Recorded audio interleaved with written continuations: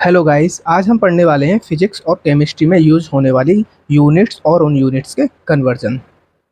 तो गाइस, बहुत सारे स्टूडेंट्स को एक यूनिट से दूसरी यूनिट में कन्वर्ट करना ही नहीं आता। जैसे कि टेम्परेचर की डिफरेंट डिफरेंट यूनिट से डिफरेंट डिफरेंट यूनिट में कैसे कन्वर्ट करते हैं, वो सब उन्हें आता नहीं है। तो आज हम डिफरेंट यूनिट्स को डिफरेंट डिफरेंट यूनिट्स में कन्वर्ट करना सीखेंगे। तो सबसे पहले हम स्टार्ट करते हैं वॉल्यूम से। वॉल्यूम की जो ऐसा यूनिट होती है वो होती है मीटर क्यूब। इसे क्यूबिक मीटर भी बोला जाता है। तो सबसे पहले 1 डेसीमीटर क्यूब में कितने लीटर होते हैं? 1 लीटर, यानी कि 1 डेसीमीटर क्यूब 1 लीटर के बराबर होता है। बी, 1 मीटर क्यूब में 1000 लीटर होते हैं, यानी कि 1 मीटर क्यूब में 1000 लीटर होते हैं। 1 मिलीलीटर में 10⁻³ लीटर होते हैं। 1 मिलीलीटर में 10⁻³ लीटर होते हैं।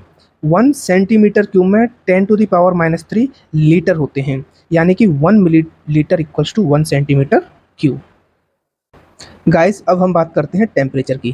टेम्परेचर की एसआई यूनिट जो होती है वो होती है केल्विन।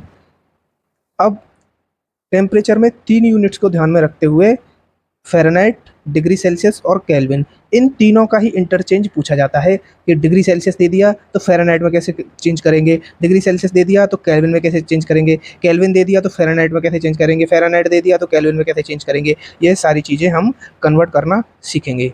तो चलो एक क्वेश्चन से एग्जाम्पल से मैं बता देता हूँ आपको। जैसे कि मान के चलो हमें दे रखा है 30 डिग्री सेल्सियस। 30 डिग्री सेल्सियस, अब इसे कन्वर्ट करना है हमें फ़ारेनहाइट में। तो हमें ये वाला फॉर्मूला लगा देना है, F is equals to 9/5 degree Celsius plus 32। Fahrenheit equals to 9/5। अब 30 डिग्री सेल्सियस दे रखा है, अब डिग्री सेल्सियस की जगह पे हम इसको रख देंगे इंटू 30 डिग्री सेल्सियस प्लस 32। 5 से ये कितने टाइम्स जाएगा? 6 times. Fahrenheit equal to 9 6 45 plus 32। तो फ़ारेनहाइट कितना आ जाएगा आपका? 5 + 2 7, 4 + 3 7, यानी कि 77 फ़ारेनहाइट। अब मान लीजिए आपको दे रखा है 30 डिग्री सेल्सियस, इसको कन्वर्ट करना है आपको केल्विन में। और केल्विन क्या होती है? टेम्परेचर की ऐसा यूनिट। तो के यानी कि kelvin equals to 273 plus degree Celsius. हमें ये वाला फॉर्मूला लगाना है, डिग्री सेल्सियस की वैल्यू रख देंगे यहाँ पे, तो सीधा का सीधा आंसर किस में आएगा? केल्विन में। आइए देखते हैं। Kelvin equals to 273 plus 30 degree, ये 30 डिग्री सेल्सियस रख दिया डिग्री सेल्सियस की यहाँ पे। तो केल्विन इज इक्वल्स टू 3 7 और 3 10 0 1 303, यानी कि 30 डिग्री सेल्सियस टेम्परेचर केल्विन में कितना होगा? 303। गाइज, अगर आपको ये लग रहा हो कि ये फॉर्मूले आए कहाँ से या फिर ये फॉर्मूले कैसे ड्राइव हुए, तो ये फॉर्मूले जो है मैं आपको ड्राइव करके बता देता हूँ। ये फॉर्मूले आते हैं आपके टेम्परेचर स्केल से। कैसे आते हैं वो मैं आपको बता देता हूँ। ये देखो, ये होता है अपने पास temperature scale, degree Celsius, Kelvin, Fahrenheit. यहाँ पर होती है लोअर लिमिट और यहाँ पर होती है अपर लिमिट। ऐसे केल्विन के लिए lower limit, upper limit, lower limit, upper limit. अब डिग्री सेल्सियस में जो लोअर लिमिट होती है वो होती है आपकी 0 डिग्री सेल्सियस, अपर लिमिट होती है आपकी 100 डिग्री सेल्सियस। केल्विन में जो लोअर लिमिट होती है वो होती है आपकी 273 केल्विन, अपर लिमिट होती है आपकी 373 केल्विन। फ़ारेनहाइट में जो लोअर लिमिट होती है आपकी वो होती है 32 और जो अपर लिमिट होती है वो होती है आपकी 212। ठीक। अब देखो, अब हमें करना क्या है कि डिग्री सेल्सियस में से लोअर लिमिट को माइनस करना है, अपॉन अपर लिमिट में से लोअर लिमिट को माइनस कर देना है, इक्वल्स टू केल्विन में से लोअर लिमिट को माइनस करना है, K-273 अपॉन अपर लिमिट में से लोअर लिमिट को माइनस करना है, 373 minus 273 is equals to Fahrenheit में से लोअर लिमिट को माइनस करना है, F-32 अपॉन अपर लिमिट में से लोअर लिमिट को माइनस करना है, 212 माइनस 32। सारे केसेस में हमने क्या किया कि डिग्री सेल्सियस है मान के चलो, इसमें से लोअर लिमिट को माइनस किया, फिर upper limit minus lower limit. Kelvin में से लोअर लिमिट को माइनस किया, upper limit minus lower limit. Fahrenheit में से लोअर लिमिट को माइनस किया, upper limit minus lower limit. अब क्या आता है? C-0 को हम लिख सकते हैं C अपॉन 100 - 0 को 100 लिख सकते हैं। K-273 ऐसे कैसा रहा, अपॉन 373 माइनस 273, तो यहाँ पे आएगा आपका 100 is equals to F-32 upon 212 minus 32, तो यहाँ पर आएगा आपका 180। अब देखो, डिग्री सेल्सियस के साथ हम इसको जोड़ सकते हैं, डिग्री सेल्सियस और फ़ारेनहाइट में रिलेशन निकाल सकते हैं। केल्विन और फ़ारेनहाइट में, केल्विन और डिग्री सेल्सियस में रिलेशन निकाल सकते हैं, और केल्विन और फ़ारेनहाइट में भी हम रिलेशन निकाल सकते हैं। तो सबसे पहले हम रिलेशन देखेंगे आपका डिग्री सेल्सियस और फ़ारेनहाइट में। तो C/100 is equals to F-32/180। यहाँ से देखो डिनोमिनेटर से जीरो कैंसिल हो गया। F-32/18 is equal to C/10 ऐसे लिख सकते हैं इसको। तो C degree Celsius equals to F-32/18 into ये 10 इधर मल्टीप्लाई में जाएगा 10, तो ये क्या हो जाएगा डिग्री सेल्सियस इक्वल टू 5/9, ये 2 से कैंसिल हुआ 9, ये 5/9 इंटू F-32। अब आपको क्लियर हो गया होगा ये वाला रिलेशन, ये वाला रिलेशन, यानी कि हमने फ़ारेनहाइट को इधर रखा है और यहाँ पर हमने डिग्री सेल्सियस को इधर रखा है। इसे ऐसे भी कर सकते हैं, F is equals to 9/5 degree Celsius plus 32। यहाँ से इसे ऐसे भी लिख सकते हैं। गाइस हमने डिग्री सेल्सियस और फ़ारेनहाइट में रिलेशन देख लिया। अब हम देखते हैं केल्विन और डिग्री सेल्सियस में रिलेशन। तो देखो इन दोनों को उठा लो, C/100 is equals to K-273/100। तो यहाँ पे आपको सीधा सीधा दिख रहा होगा, 100 से 100 कैंसिल हो रहा है, C इक्वल्स टू K-273। और इसे कैसे लिख सकते हैं, केल्विन इज इक्वल्स टू, इसको इधर ले आएंगे तो प्लस में आएगा, डिग्री सेल्सियस प्लस 273। अब आपको ये वाला रिलेशन भी क्लियर हो गया होगा, kelvin equal to 273 plus degree Celsius. Guys अब हम बात करते हैं प्रेशर की यूनिट्स की। प्रेशर की जो एसआई यूनिट होती है वो होती है पास्कल। अब प्रेशर होता क्या है, मान के चलो आप ज़मीन पर खड़े हो, ज़मीन पर खड़े हो आप, और आपका ज़मीन पर फोर्स लग रहा होगा, ये मान के चलो ये आप खड़े हो, ज़मीन पर फोर्स लग रहा होगा आपका mg, ग्रेविटेशनल फोर्स, इसे बोलते हैं ग्रेविटेशनल फोर्स। फोर्स, अब ये फोर्स कितने एरिया पे लग रहा होगा, मान के चलो यहाँ पे आपने इतने एरिया पे फोर्स लगा दिया, ज़मीन के इतने एरिया पे, तो ये फोर्स अपॉन ये एरिया, इसी को हम बोलते हैं प्रेशर। तो प्रेशर क्या होता है, force upon area, force mg यानी ग्रेविटेशनल फोर्स अपॉन एरिया। ठीक, प्रेशर की ऐसा यूनिट बताई हमने पास्कल। एक पास्कल में क्या होता है, 1 न्यूटन/मीटर स्क्वायर। फोर्स की यूनिट होती है न्यूटन, एरिया की यूनिट होती है मीटर स्क्वायर। तो एक पास्कल में 1 न्यूटन/मीटर स्क्वायर होता है। अब देखो प्रेशर लिक्विड में भी लगता है, मान के चलो हम, हमारे घर पर, सबके घर पर पानी की टंकी होती है, पानी की टंकी में हम कूद गए। अब उस टंकी में हाइट के अकॉर्डिंग जितना हम नीचे चलते जाएंगे चलते जाएंगे चलते जाएंगे चलते जाएंगे उतना ही प्रेशर लगता जाएगा। जैसे कि mg ग्रेविटेशनल फोर्स लग रहा होगा हमारा, अपॉन कितने एरिया पे लग रहा होगा, उसमें हम ऊपर भी हाइट का मल्टीप्लाई कर दिया और नीचे भी हाइट का मल्टीप्लाई कर दिया, दोनों तरफ ऊपर नीचे हाइट का मल्टीप्लाई कर दिया। mgh area into height, area into height, ये होता है आपका वॉल्यूम, mgh अपॉन वॉल्यूम। अब मास अपॉन वॉल्यूम होती है आपकी डेंसिटी, और डेंसिटी को हम किससे रिप्रेजेंट करते हैं, रो से। तो किसी भी लिक्विड में कितना प्रेशर लगता है, रो जी एच, ये फॉर्मूला इंपॉर्टेंट है, इसे हमें याद रखना है। अब आइए हम बात करते हैं प्रेशर की यूनिट्स की। हम ज़्यादातर प्रेशर की यूनिट्स में एटमॉस्फेयर को लेके प्रेफरेंस पे लेके चलते हैं, तो हम एटमॉस्फेयर प्रेशर को एक एक करके हम हर यूनिट में चेंज करके देखते हैं। 1 atm यानी एक एटमॉस्फेयर प्रेशर में होता है आपका 1.013 बार, ये भी प्रेशर की एक यूनिट होती है, बार। एक एटमॉस्फेरिक प्रेशर में 10⁵ पास्कल होते हैं, पास्कल तो प्रेशर की ऐसा यूनिट है ही। एक एटमॉस्फेरिक प्रेशर में 10⁵ न्यूटन/मीटर स्क्वायर होते हैं, ये हमने पहले ही पढ़ा है। एक pascal equal to 1 newton per metre square, ये हमें यहाँ से भी समझ में आ गया। एक एटमॉस्फेरिक प्रेशर में होता है आपका 10⁵ पास्कल और 10⁵ ही न्यूटन/मीटर स्क्वायर, तो एक पास्कल में 1 न्यूटन/मीटर स्क्वायर होगा। एक एटमॉस्फेरिक प्रेशर में होता है आपका 10⁶ डाइन पर सेंटीमीटर स्क्वायर।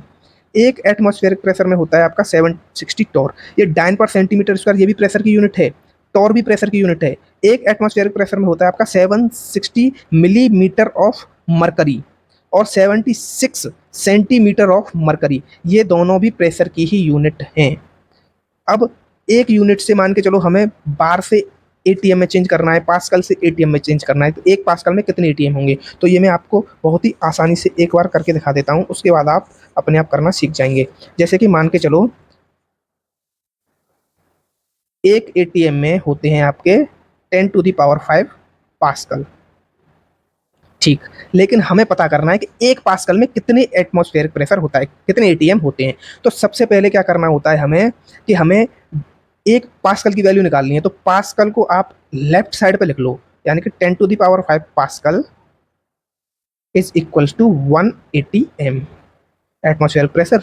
अब हमें बात करनी है 1 पास्कल की, तो यहाँ लिख लो आप 1 पास्कल इज इक्वल टू, अब ये 10 टू द पावर 5 यहाँ मल्टीप्लाई में है तो यहाँ किस में चला जाएगा, डिवाइड में। ये 1 का 1 रहा, 10 टू द पावर 5 यहाँ पे चला गया डिवाइड में, एटीएम। ठीक है, 1 पास्कल।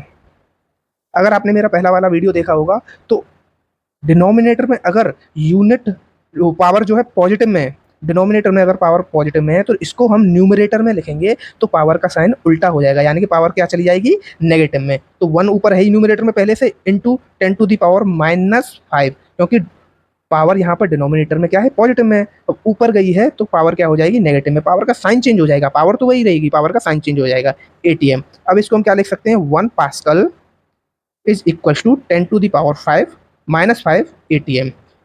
इस तरह से हम सारी यूनिट्स को चेंज कर सकते हैं। गाइज, ये कुछ इंस्ट्रूमेंट्स होते हैं डिफरेंट डिफरेंट प्रेशर को मेजर करने के लिए। जैसे कि बैरोमीटर होता है आपका एटमॉस्फेरिक प्रेशर को मेजर करने के लिए, मैनोमीटर होता है आपका गैस प्रेशर को मेजर करने के लिए, स्फैग्मोमैनोमीटर होता है आपका ब्लड प्रेशर को मेजर करने के लिए, जिसे डॉक्टर्स ज़्यादातर यूज़ करते हैं। वैल्यूज़ ऑफ आर, आर क्या होता है, यूनिवर्सल गैस कांस्टेंट। इसमें पूरा का पूरा सेशन निकल जाता है, लेकिन बच्चे को ये नहीं याद रहता कि आर की डिफरेंट डिफरेंट यूनिट्स में क्या क्या वैल्यू होंगी। तो आइए हम जानते हैं आर की डिफरेंट डिफरेंट यूनिट्स में क्या क्या डिफरेंट डिफरेंट वैल्यू होती हैं। अब आर का यूज़ कहाँ पे होता है, जैसे कि मान के चलो हमें वर्क निकालना है। वर्क क्या होता है, pressure into volume, PV equals to NRT. ये होती है गैस के लिए equation, P V equals to N R T. अब पी इंटू वी की जगह पे हम क्या लिख सकते हैं, एन आर टी। तो वर्क क्या हो जाएगा आपका, P into V equals to N R T. अब यहाँ पर वर्क निकालने के लिए हमें आर की वैल्यू पता होनी चाहिए। अब अगर हमें वर्क चाहिए जूल में तो आर की वैल्यू हमें जूल में रखनी होगी। हमें वर्क चाहिए कैलोरी में तो आर की वैल्यू हमें कैलोरी में रखनी होगी। हमें वर्क चाहिए लीटर एटीएम में तो हमें आर की वैल्यू लीटर एटीएम में ही रखनी होगी।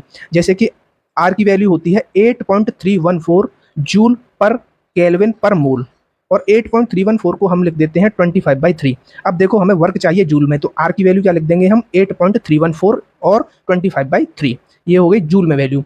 अब आर की वैल्यू हम अगर 2 कैलोरी पर केल्विन पर मोल लिखते हैं तो वर्क किस में आएगा आपका, कैलोरी में। वर्क आ जाएगा आपका कैलोरी में। अगर हम आर की वैल्यू लिखते हैं 2 कैलोरी पर केल्विन पर मोल।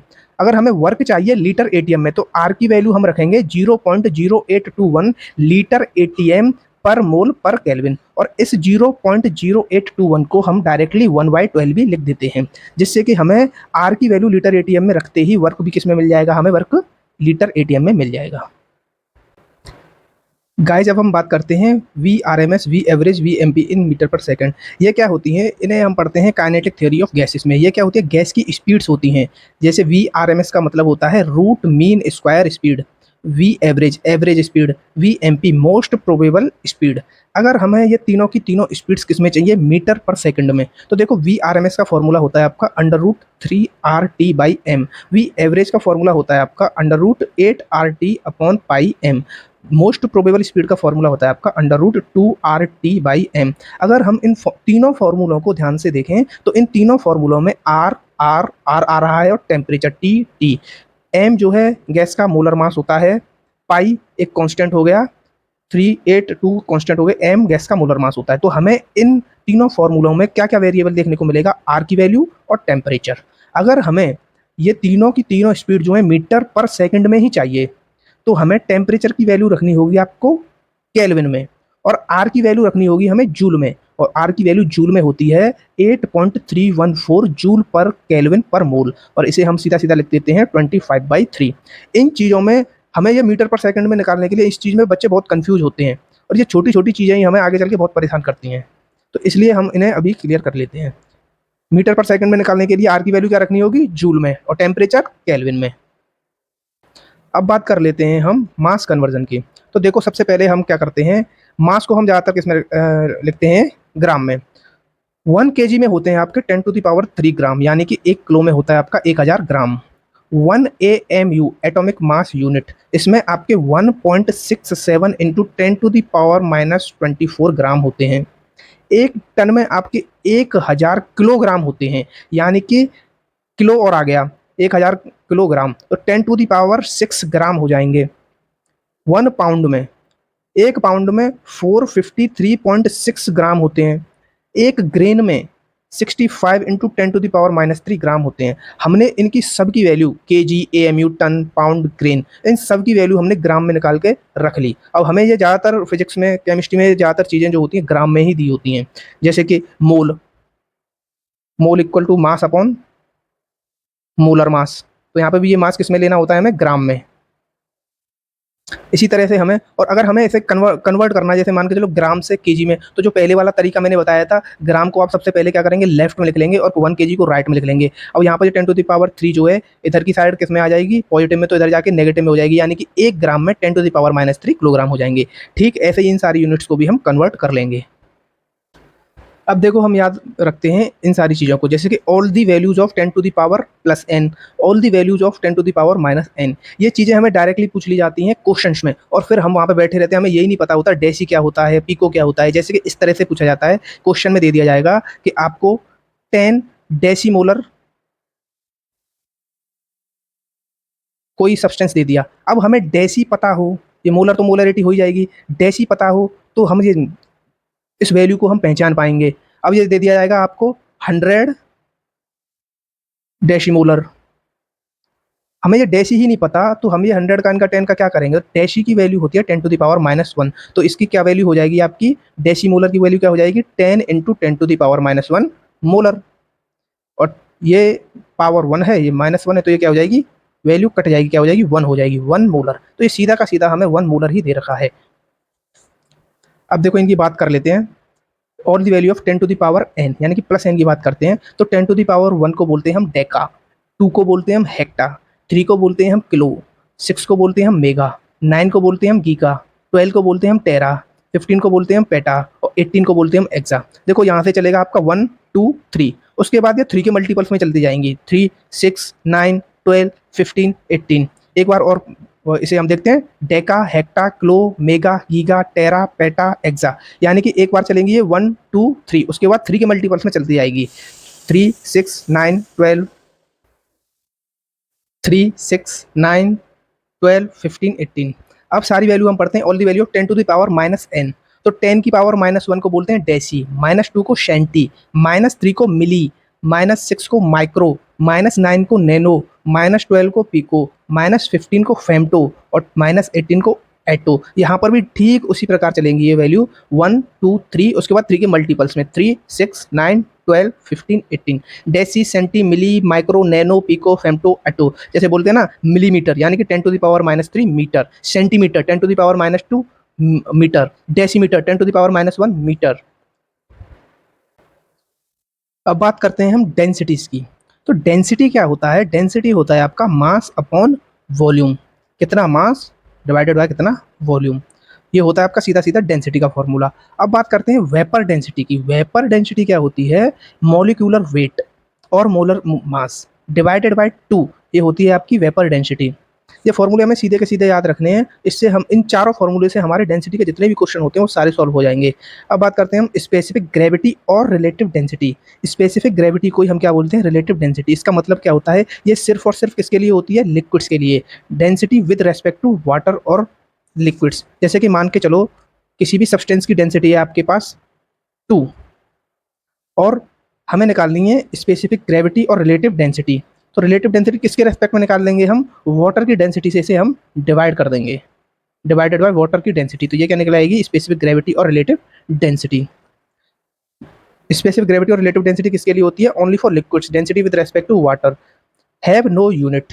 यूनिट क्यों नहीं होती इसको, इसे समझो आप। देखो ये कोई सब्सटेंस है, इसकी मान के चलो डेंसिटी है 2 kg पर मीटर क्यूब, और वाटर की डेंसिटी है मान के चलो आप 1 kg पर मीटर क्यूब।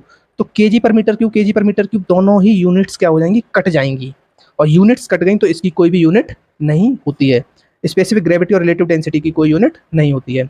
अब बात करते हैं हम पीवी इक्वल्स टू एनआरटी। ये क्या होती है, आइडियल गैस इक्वेशन। अब ये density equals to PM upon RT, ये फॉर्मूला आया कैसे, देखो आइडियल गैस इक्वेशन होती है आपकी PV equals to N R T, ठीक है। पीवी इक्वल्स टू ये क्या होते हैं, हमारे मोल्स होते हैं। मोल को हम क्या लिखते हैं, मास अपॉन मोलर मास। तो मास अपॉन मोलर मास, मोल की जगह रख दिया हमने, आर इंटू टी को ऐसे के ऐसे रख दिया। अब बात करते हैं पी इक्वल टू मास, इस वॉल्यूम को इधर लेके आएंगे हम, volume into molar mass into R into T. और मास अपॉन वॉल्यूम क्या होता है आपका, डेंसिटी। सबसे पहला फॉर्मूला क्या था, density equal to mass upon volume. Mass upon volume हो जाएगा आपका डेंसिटी। इस मोलर मास को हम यहाँ पे लिख देते हैं, P M equals to mass upon volume हो गया डेंसिटी आर इंटू टी। तो डेंसिटी इक्वल्स टू क्या हो जाएगा, P M upon R into T. Density equals to P M upon R into T. एक फॉर्मूला ये भी होता है डेंसिटी का। यहाँ पर एम क्या है, मोलर मास। अब हम बात करते हैं मोस्ट इंपॉर्टेंट टॉपिक की, ये है यूनिट्स ऑफ एनर्जी। एनर्जी की यूनिट्स हमें बार बार पे कई सारे चैप्टर्स ऐसे होते हैं, फिजिक्स में भी केमिस्ट्री में भी, कई बार तो हमें एनर्जी की यूनिट्स की बायोलॉजी में भी ज़रूरत पड़ जाती है। तो हम पढ़ेंगे आज यूनिट्स ऑफ एनर्जी। ऐसा यूनिट क्या होती है एनर्जी की, जूल।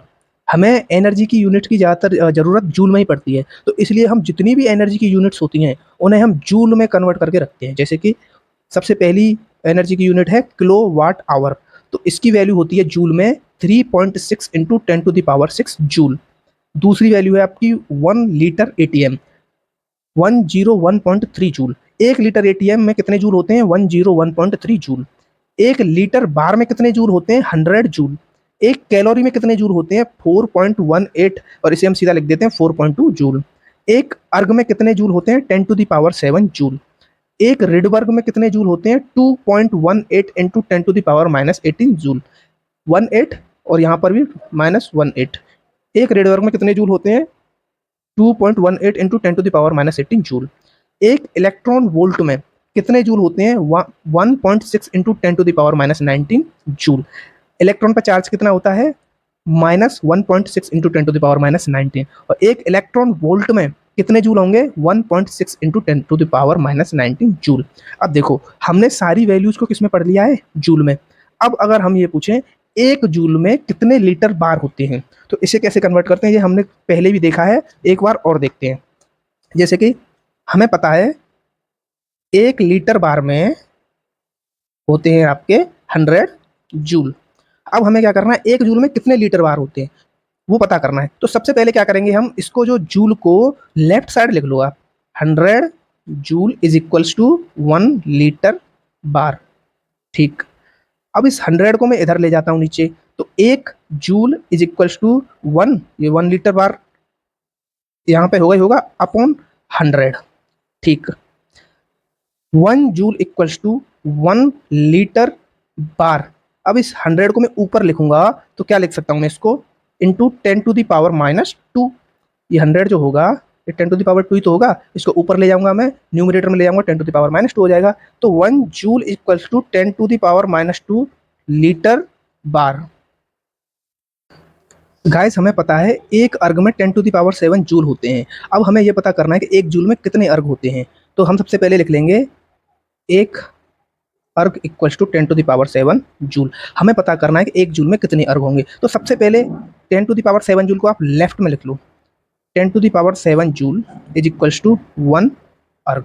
ठीक है, 1 जूल इज इक्वल्स टू 10⁻7 या मल्टीप्लाई में या डिवाइड में जाएगा, 1 अर्ग अपॉन 10⁻7। 1 जूल इक्वल्स टू, यहाँ पर 10⁻7 न्यूमरेटर डिनोमिनेटर में क्या है, पॉजिटिव में, न्यूमरेटर में जाएगी तो नेगेटिव में हो जाएगी। तो 10⁻7 इंटू 1 अर्ग। तो 1 जूल में आपके 10⁻7 अर्ग होते हैं। क्लियर, इस तरह से हम सारी यूनिट्स को कन्वर्ट कर सकते हैं। गाइज अब हम बात करते हैं टाइम की डिफरेंट यूनिट्स की। तो सबसे पहले हम बात करेंगे कि टाइम की ऐसा यूनिट क्या होती है। ऐसा यूनिट होती है टाइम की सेकंड। ठीक है, अब हम बात करेंगे 1 मिनट में कितने सेकंड्स होते हैं, 60 सेकंड्स। 1 आवर में 60 मिनट्स होते हैं। 1 दिन में 24 आवर्स होते हैं। 1 मंथ में 30 डेज होते हैं। 1 साल में 365 या फिर 366 डेज होते हैं और 12 महीने होते हैं। 1 decade equals to 10 years. 1 decade में हमारे 10 साल होते हैं।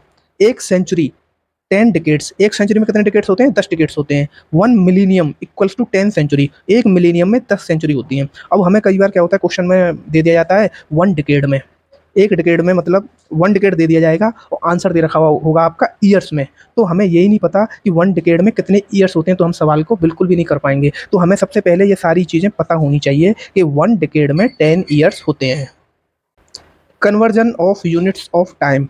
अब टाइम की डिफरेंट डिफरेंट यूनिट को हम डिफरेंट डिफरेंट यूनिट्स में कैसे कन्वर्ट करते हैं। जैसे आवर को मिनट्स में, मिनट्स को सेकंड्स में, सेकंड्स को मिनट्स में, मिनट्स को आवर में, या फिर सेकंड्स को आवर में।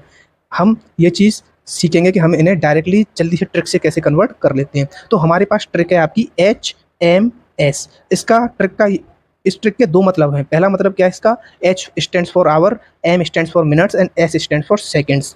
दूसरा मतलब क्या है इसका, H stands for hours, M stands for multiply और S स्टैंड्स फॉर 60। यानी आवर्स में मल्टीप्लाई करते जाओ आप 60 का, तो आवर से मिनट मिल जाएगा, मिनट से सेकंड, और हम इसे रिवर्स करेंगे तो सेकंड से मिनट मिल जाएगा, मिनट से आवर मिल जाएगा। डिवाइड करने पर राइट हैंड साइड जाने पे क्या मल्टीप्लाई करना है, और लेफ्ट हैंड साइड आने पे क्या करना है, डिवाइड करना है। जैसे आवर में हमने 60 का मल्टीप्लाई कर दिया तो हमें क्या मिल जाएगा, मिनट्स।